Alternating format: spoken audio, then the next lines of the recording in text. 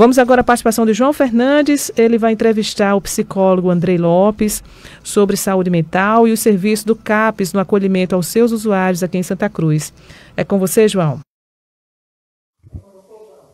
Isso mesmo, Almeneziane. A gente já está aqui com o psicólogo Andrei Lopes, que é psicólogo do CAPS 2, Chiquita Bacana, que presta importante serviço aqui na cidade de Santa Cruz.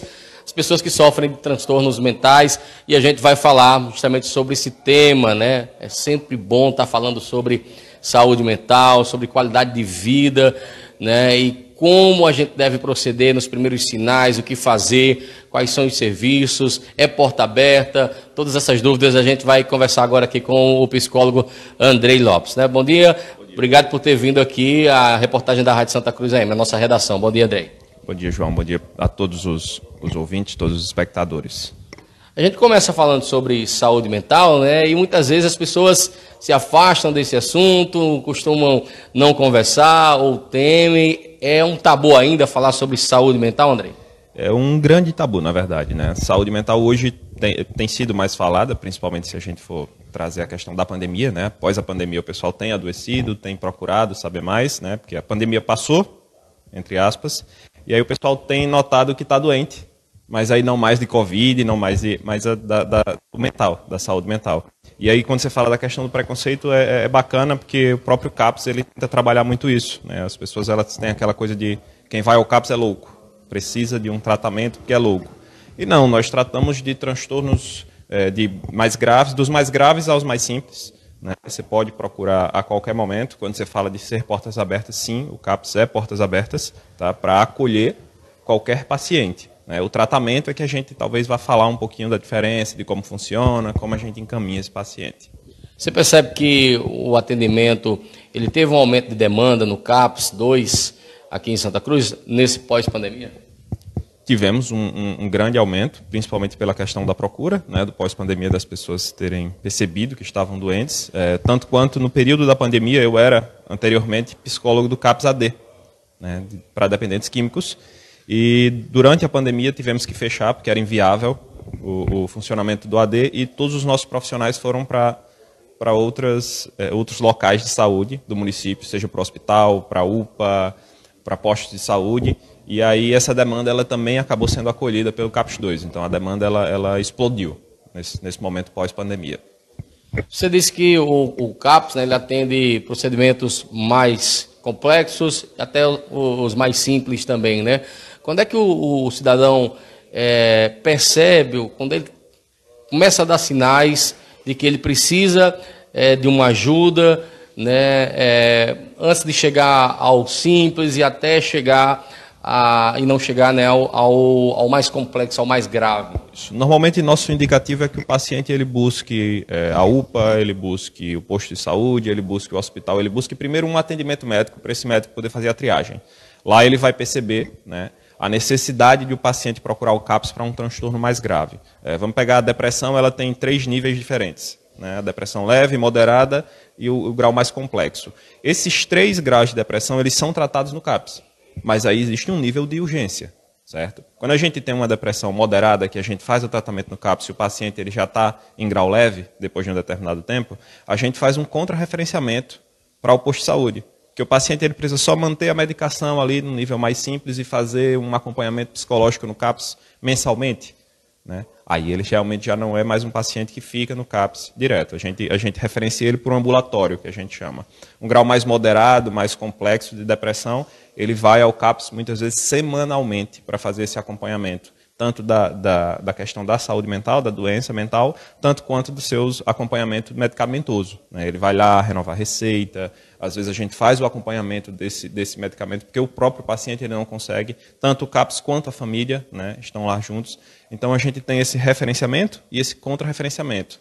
Ser grave, ser moderado, ser um grau leve, é o médico, né, junto da equipe CAPS que vai definir. Andrei, quando é que ele pode começar a procurar? Ele sentiu qualquer desconforto, qualquer prejuízo no dia a dia dele, seja da depressão, ansiedade, uma falta de sono simples, pode ser um indicativo de algum adoecimento mental, ele pode procurar o CAPS e lá a gente vai fazer essa triagem, esse acolhimento, para poder referenciar melhor o paciente.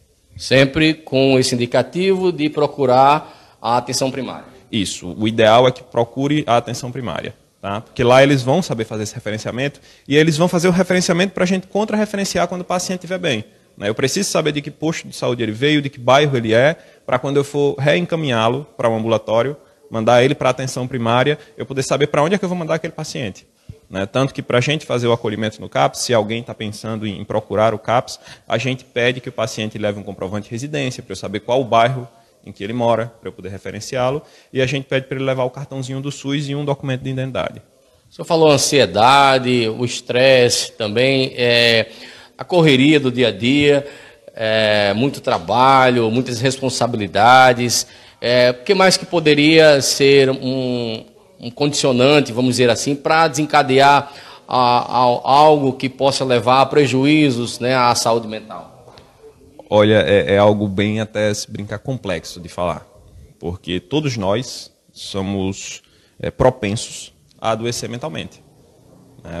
Hoje em dia a gente fala, acho que se brincar o transtorno mais dito, mais falado é a ansiedade. Mas a ansiedade eu não posso simplesmente falar de um adoecimento dela, porque todos nós somos ansiosos. A ansiedade é necessária para que a gente possa viver. Um exemplo bem simples que às vezes eu dou para meus pacientes é: por que é que você olha para os dois lados da rua quando você vai atravessar ela? Você vai ter medo de ser atropelado. Isso, de certa forma, é ansiedade. Você está se prevenindo de um perigo que pode acontecer com você. Né? Mas aí vamos supor que você já sofreu um atropelamento. E aí você começa a não querer atravessar a rua. Você começa a deixar de ir para os cantos onde você quer ir no seu dia a dia. Isso aí é um claro indicativo de um adoecimento mental mais grave. Onde você, numa atividade simples do seu dia a dia, você não consegue realizá-la porque você sofreu algo, ou você não está conseguindo realizar porque você tem algum trauma. Aí a gente vai ter um indicativo melhor para um tratamento.